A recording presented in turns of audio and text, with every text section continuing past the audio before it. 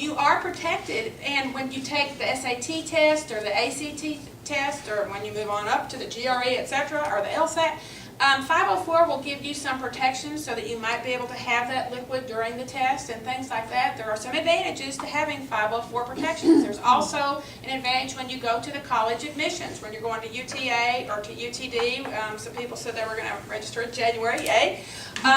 You can get special services and accommodations provided for you at your college as well. And I really hope to think that your place of employment would also be sensitive to that, because we're all much more in tune with these types of things. I really credit Christopher Reeve and all of his challenges with people being a little more open-minded about things. There's several other people. Tom Cruise with dyslexia. I'm sorry? Michael J. Fox has been really big with her. Michael J. Fox, outstanding. And that's a dysautonomia. Yes, Yes, it's very yes. closely related to Fox. Very closely. I read about Parkinson's. We're kind of on the actually. other side, but Yes. it's still a dysautonomia. So I hope that you're feeling some ideas floating around that can help you. Yes, go ahead. I was just gonna say, one thing, I don't know how many schools will do this, but it made Ashley feel a lot more comfortable in going back.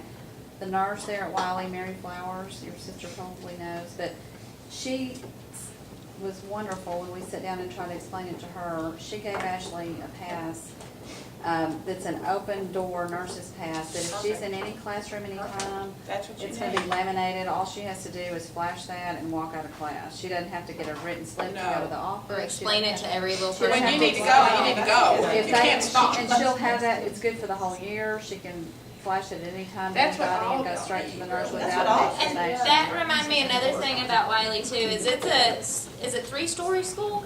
Yeah, they have It's a elevators. 3-story school, and the elevators are locked, but she can get a key or a pass or yes. whatever it Got the is, so pass, she yeah. can use the elevator while the other kids can't. Yes, and you need to have access to the elevator. That's Even exactly if your right. good days you don't need it, you're gonna have a bad day when you need it, so let's get the access before you have that bad day. Well, and something else about being sure you share with other people, like you gave an excellent example of telling someone in your classroom, y'all, if there's a fire drill, I mean, there's some real emergencies that happen in public places, i.e. schools too. You've got to tell your friends and that teacher that I'm trying to really promote this advocacy stuff. I'm not going to let it go, because there's some unusual things, or you're trying to go down to an assembly and you're trying to go down the stairs because you feel okay halfway down the stairs, and then all of a sudden you get dizzy. If you do fall, well, I mean, everybody needs to know what's going on. So, you know, sharing your story is I love that powerful. sharing of the medical tag. Is it just a card? It's just, she actually, we're supposed to pick it up tomorrow. She gave her the elevator pass already, but the nurse card is just, she's making them up and laminating them herself. Well, I wonder For if the that's something kids that Dr. need Stillman to could put go. on the letter. It would be good. She requires a It, 24-hour pass or yes, whatever because they're you called. feel a lot of teachers, some are great, some don't understand. They Some don't wanna they don't want to understand. let you go to the nurse. They'll say, oh, you're Yeah. fine, just sit down. But see, that way they know that that They don't pass have a means choice. you have already talked to someone in the Right. office that understands it and have issued you But it that all depends pass. on the nurse though, because like in my situation, I never went to the nurse because the nurses knew less than some of the teachers I could educate about Mm. POTS. So like she's got a great nurse that's on her side, and so she's got that. But if we end up putting in the letter that they have a 24-hour pass to the nurse, well, that teacher that has a heart is then going to get scared, and she's going to say you have to go to the nurse, even though the nurse is now telling mom you either pick her up or we're sending her in the ambulance. See, to the ER. freshman nurse wasn't like that at the freshman center. The high school nurse is much better. I'm saying if you had that at the Depends on freshman the center, it nurse. would be more frustrating. Right. Depends I on don't think the Dr. nurse. Stillman needs to write specifics. I think it needs to be a Yeah. pretty general letter, because Very not vague. everybody's going to Very need the general. same, and Right. that's the beauty about Yeah, you going in and advocating for your specific needs. Right. I would be sensitive to that. And usually the doctor's note is a last case scenario. Yes. It's okay, we're trying to work with you, but if you're being hard and not working with us, then we're going to pull in the big dogs. It's kind of like Right. saying I'm going to call my lawyer. It's saying, Right. well, here's my doctor's note. My doctor says I have to. Right, right. And many times school districts, because they don't know the doctor side of things, sometimes are questioning some of the information they get from doctors, so the less said, the better, so that they don't feel like, you know, oh gosh, now they're telling me what button to push and when to ring it, you know, and that sometimes puts more barriers than we want to remove some of those barriers. Okay, I think we've really talked about number 3, becoming your own advocate. I think we've covered that beautifully. Hats off to you all. Approve review, I've talked about the general education homebound, and I will pass out papers for that, resources you need.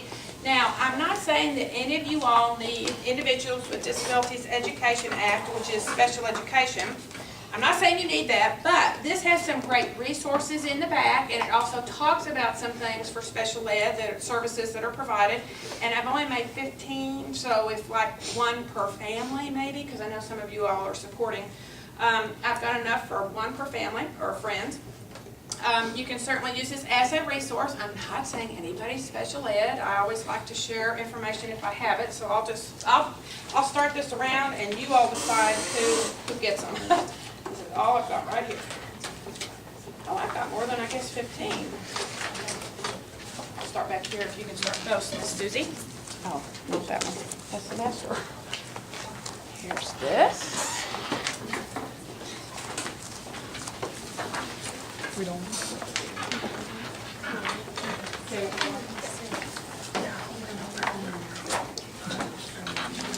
Okay, and then I think we've covered questions that you may have or need guidance on. I think we've pretty much done that.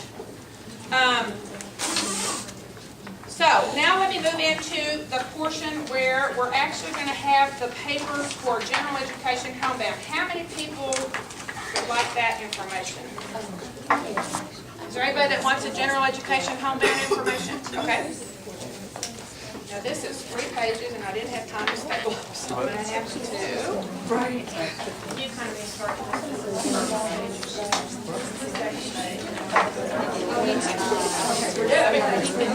we're collating now. Okay. If you need one of these, we're collating. How many people want the general education homebound information? You don't need it anymore because you're in college.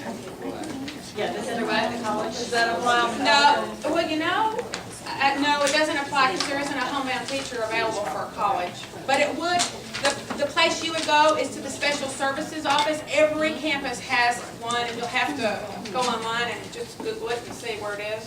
Every college campus has one. Special services or A lot of time the provost office will have a lot of student advocate programs, Yes. information on Nearly it. every college has an office for disability services. that's what it's called. I couldn't think of it. Office for Disabilities. Yes. One of the things that helped me the most, and I went to a small school, which is very beneficial when you're trying to explain an illness that's not very well understood. But for instance, my first year, I went in the freshman dorm, didn't think anything about it. We had we had common showers. So all the girls shared 10 showers in one hallway. Well, that gets steamy, it gets hot, and you have to stand, and it's ugly, dirty. That doesn't match with POTS patients. And so even though I'm not handicapped, I'm not in a wheelchair or anything like that, and I was walking perfectly fine. I was actually still on the cross-country team. They got me a disability room because it comes with your own shower. And so I can have the cold shower, the no steam, sit down if I need to, things like that. Perfect. That's a good point. That's a very good point. I hadn't thought of that. Excellent. See, y'all are sharing, y'all are your own wealth of information amongst yourselves. Any other questions or concerns? That was all I had to share tonight. Okay. Thank you very much.